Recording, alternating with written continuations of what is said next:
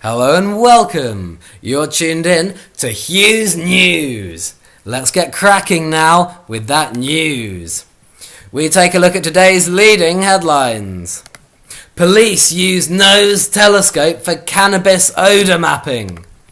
Uzbekistan detains management of Russian mobile operator. Crowd mistakes David Cameron for God. High costs help Angus councillors make difficult decision to close public toilets.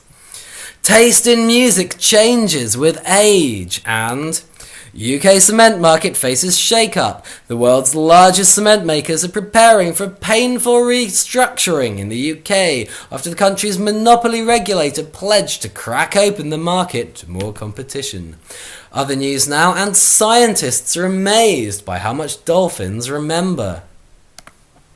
Leaked memo reveals UK attempts to scupper food speculation controls.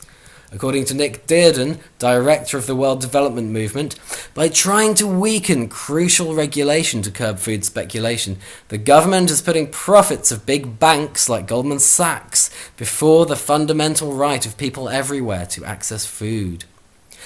Meanwhile, over in Yemen, drone strikes are causing civilians to fear the US as much as Al-Qaeda. Human Rights Watch accuses the US of breaking international law with drone strikes in Yemen. We take a look now at today's Independent. It's a calamity!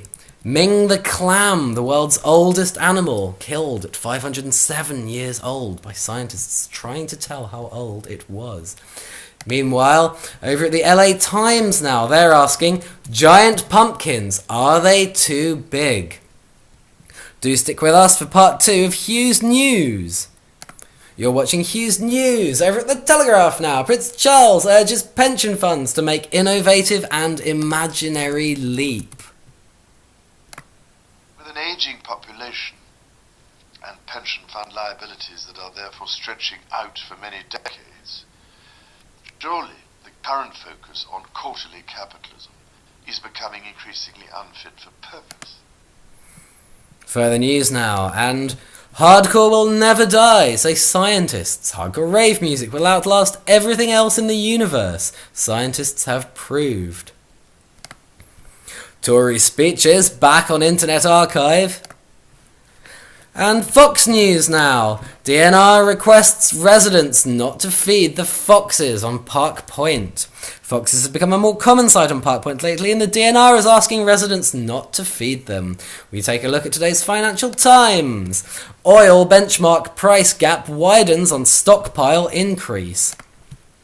Crackdown on teachers camp in Mexico now. Riot police attacked striking teachers in the Zocalo, the central square of Mexico City, on Friday of last week. They used tear gas and water cannon to clear a protest camp the strikers had been living in since August. Over in Surrey now, the controversial Camberley parking charge rises have been put on hold until at least 2015. Over at the Daily Star, all aboard the Love Train, man accused of masturbating on rail journey. One man allegedly went a little bit off the rails in America after being accused of masturbating on a train. We take a look now at that man.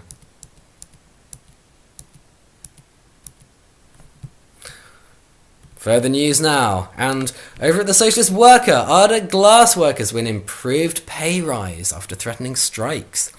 Bosses had to keep improving pay offers after workers in the Unite union rejected them, as one worker told Socialist Worker in August. They have upped 2 final offers so far. We have them on the run. Some 80% of workers have now accepted a 6% rise over 2 years. Back at the Telegraph, Britain to forge links with private sector to make profit on aid. British aid will be co-invested with the private sector in order to make a profit. China to relax one-child policy and abolish labour camps. Birmingham Council says scrap the bedroom tax. Chevron halts shale gas search after protests against fracking in Bucharest, Romania. And we leave you with the ultimate frisbee.